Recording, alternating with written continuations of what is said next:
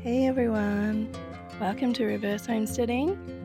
These are my lovely plants. Oh look, a bee, just on time. But I actually wanted to show you my weeds. Well, a few in particular.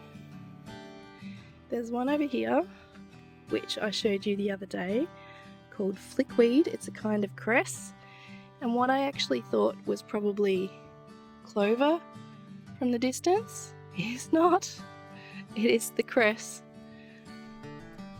I think it's called bitter cress or hairy cress or something like that. See all of those big long seed pods?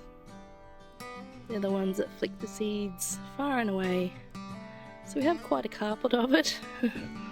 I'm guessing I'll just have to keep the lawn mowed and slowly pick it out. But the one that's useful is over here.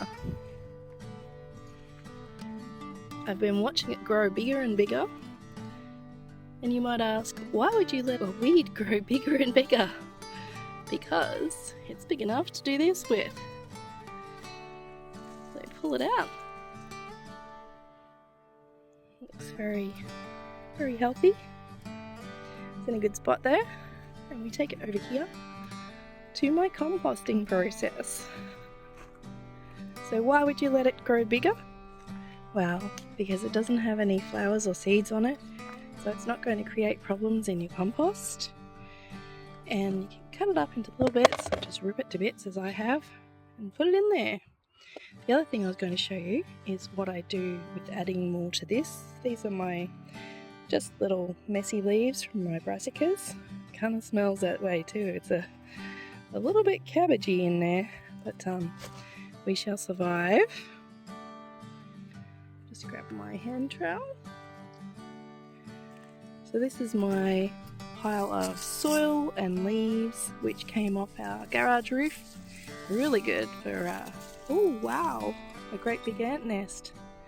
Goodness, that's exciting.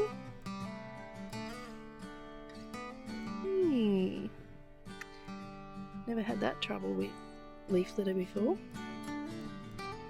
I'm thinking these ants are here because it's somewhere nice and dry, so that soil in there is just damp. But if I make it really wet, wouldn't have done it in the tropics because we're on tank water from the sky, but town water, if I make that really wet a couple of times, it might make the ants decide to leave.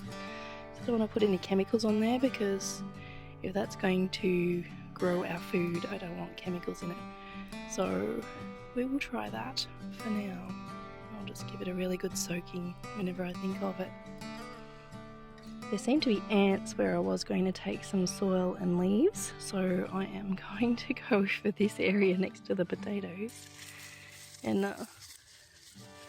just grab some lovely soil. It helps to activate what you've got in your little compost bin. Maybe one more scoop. Don't want to lose all my soil. And that will get it going. I'm just going to add some water to that. Just a little bit, just enough to wet everything. If I had a lot of straw or hay, I would put some of that in too, but I don't think it needs it right now. It's probably good to go like that. Shake it up a little bit, put the lid on, and wait. Got another little collection of plants and cuttings sitting up on top of my DIY mini greenhouse. These are my old-fashioned plants from that video, and my Stella cherry that I couldn't bear to leave the cutting when I cut it off to plant the plant. These are my blackberry side shoots from the blackberry plant that I bought. When I planted it, I cut the side shoots off and made some cuttings, so I'll be trimming them back. They didn't all last, obviously. That one's a bit crunchy, but I'll look at them properly soon. This is a rose that was out the front that I thought I'd pull out. Still haven't pulled the rest of it out. It's near our services and it's a really awkward spot, so I hope nobody reading our services has ever got prickled by it. But it seems to be a lovely rose, smells really good. It's one of those old-fashioned ones. Really happy to be seeing some more honeybees in my yard, and especially that I let these bok choy go to seed or to flower. Bees love those. You can see the tiny amount of growth it had before it went to seed. It was about that big, and then it went to seed. I think it's because it was so cold in winter it wasn't really doing much. And we got some warm weather and it thought, why not? Let's go to seed. I've got a few of those, probably about 4 in the garden, but they're the ones that are available to the bees. The others are under a net. I thought I'd show you the size of our carrots too, coming along.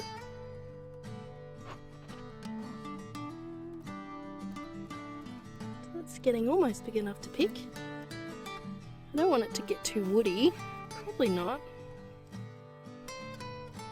That's my experiment, leaving them not thinned. They don't seem to be doing much. Well, it's been a lovely early spring day today.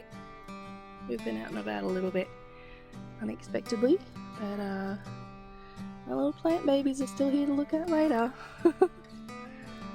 I'll be doing a whole lot more structural things, and I'll bring you along to see all that once I'm feeling a bit better, which is pretty soon, perhaps when I have some help from hubby as well.